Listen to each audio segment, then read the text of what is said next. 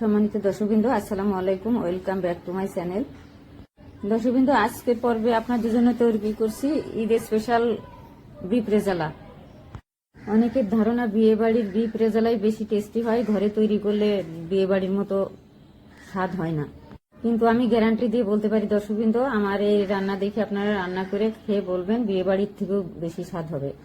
রেজালা তৈরি করার জন্য প্রথমে একটা প্যান দিয়েছি আর হাফ কাপ পরিমাণ তেল দিয়েছি। তেলটা হালকা গরম হয়ে গিয়েছে। এখন কিছু মশলা দিয়ে দিচ্ছি, যেমন দারচিনি, এলাচ, লং, গোলমরিচ। হালকা একটু ভেজে নিয়ে এখন একটা তেজপাতা ছিঁড়ে দিয়ে দিচ্ছি হাফ কাপ পরিমাণে পেঁয়াজ।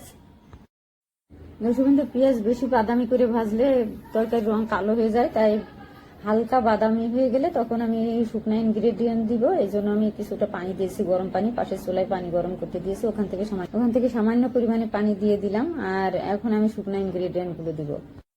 দর্শকবৃন্দ, প্রথমে আমি দিয়ে দিচ্ছি আদা রসুন পেস্ট, দুইটা একসাথে বেটে রেখেছি, ওইটা 2 চামচ পরিমাণে দিয়ে দিলাম। আর সেই সাথে দিয়ে দিচ্ছি 1 চামচ লবণ,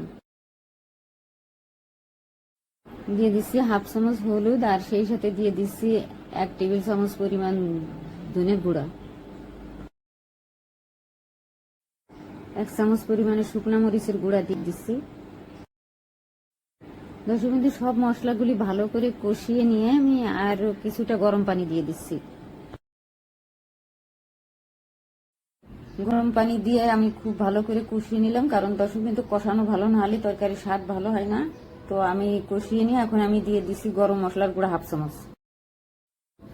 গরম মশলার গুঁড়া দিয়ে এখন আমি ভালো করে কষিয়ে নিলাম। কষিয়ে নিয়ে এখন দিয়ে দিচ্ছি মাংস। দর্শকবৃন্দ, মাংসগুলি আমি নিয়েছি হাড় সহ এবং চর্বি সহ। দর্শকবৃন্দ, রেজালের মাংস একটু চর্বি হলে ভালো হয়, চর্বি সহ। তো আমি হাড় চর্বি সহ 2 কেজি মতো নিয়েছি, সেটা দিয়ে দিচ্ছি। মাংস দিয়ে এখন আমি মশলার সাথে মাংসটা ভালো করে কষিয়ে নিচ্ছি।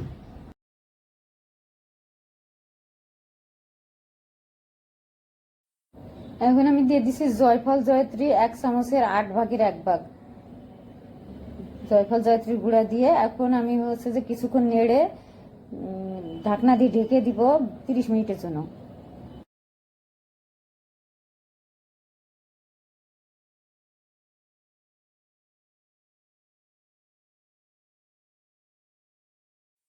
মাংসটা খুবই ভালো ছিল দর্শকবৃন্দ। 30 মিনিট রান্না করার পরে এই যে ঢাকনা খুলে আপনাদেরকে দেখিয়ে দিচ্ছি, অনেকটা সেদ্ধ হয়ে গিয়েছে।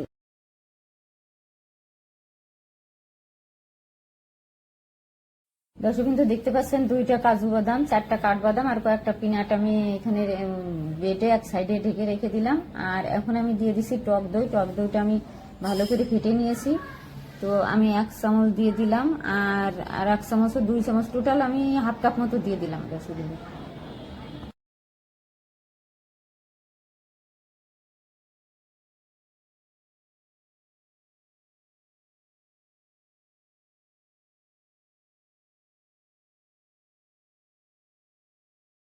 চারটা কাঠবাদাম, 2টা কাজু বাদাম আর কিছু পিনাট আর হচ্ছে সাথে পোস্তদানা একসাথে বেটে রেখেছিলাম, সেটা দিয়ে দিচ্ছি এখন। বাদাম প্লাস পোস্তদানা বাটা দিয়ে আমি কিছুক্ষণ রান্না করে এখন আমি চিনি দিয়ে দিচ্ছি। যেহেতু আমি টক দই দিয়েছি তাই আমি চিনি দিচ্ছি। মিষ্টি দই দিলে আর চিনি দেওয়া লাগবে না, যেহেতু টক দই দিয়েছি তাই আমি 1 চামচ পরিমাণ চিনি দিয়ে দিলাম। এখানে তো হাফ কেজি, যেহেতু 2 কেজি গরুর মাংস, সেখানে আমি 2 কাপ পরিমাণে দুধ দিয়ে দিলাম। দর্শকবৃন্দ, এই পর্যায়ে আপনারা দুধ দিয়ে ঢেকে দিতে পারেন সেদ্ধ না হইলে। যেহেতু আমার মাংস সেদ্ধ হয়ে গিয়েছে তাই আমি ঢেকে দিব না।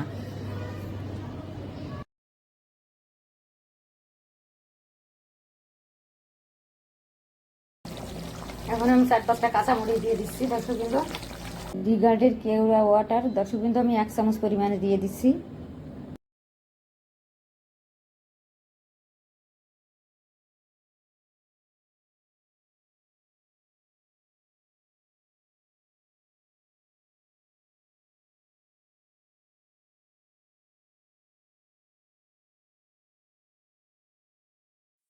দর্শকবৃন্দ, 2 চামচ পরিমাণে ঘি দিয়ে দিচ্ছি।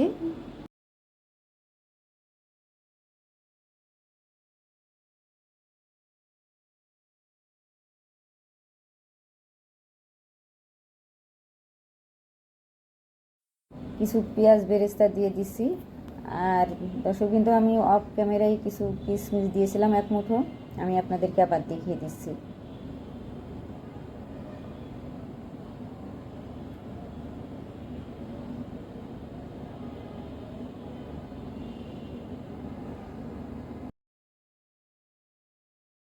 দর্শকবৃন্দ, চাইলে আপনারা এখানে কিশমিশ বেটে দিতে পারেন, যেহেতু আমি টক দই একটু বেশি দিয়েছি সেই জন্য আমি কিশমিশ আস্ত দিয়ে দিলাম।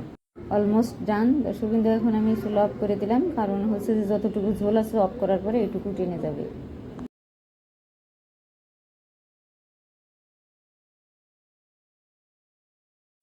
দর্শকবৃন্দ, চুলা অফ করে আমি 5 মিনিট পরে যে সার্ভ করলাম, সার্ভ করে আপনাদেরকে দেখিয়ে দিচ্ছি কতটা ইয়ামি হয়েছে।